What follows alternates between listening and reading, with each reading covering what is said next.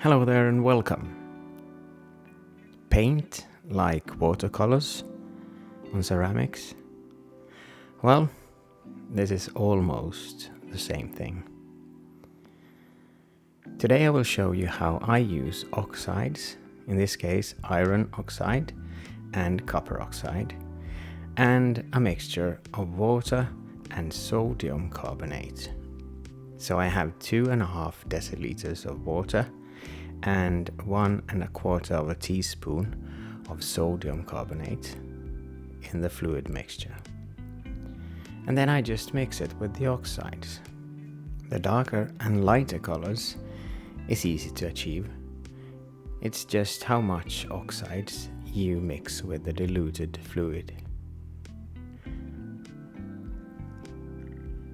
I start with the iron oxide, and that will give a red color when it's done.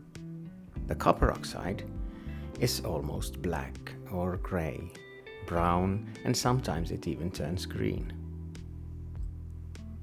The good part with this is that I don't need any glazing, because the sodium carbonate is kind of like a salt glaze, and it will bind the colors to your piece. This gnome is already bisque fired at about 950 degrees centigrade, and when I'm done I will just burn it in 1250 degrees centigrade, a stoneware kiln.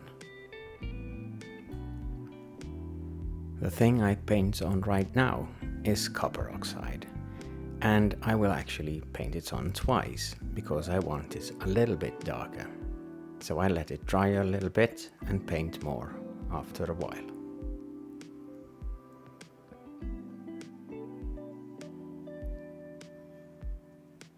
As you probably see, the face is a little bit lighter than the hat, for instance, and that's because I didn't use that much iron oxide on the face.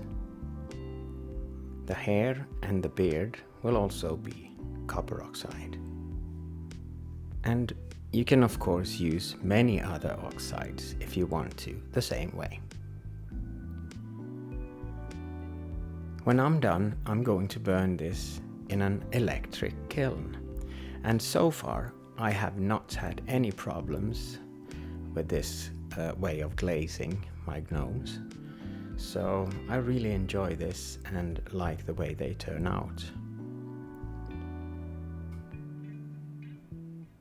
This man is now ready for the kiln. And the final result then? Well, it's like this. And I must say I really like the colors. It almost looks like old wood, and I really like it.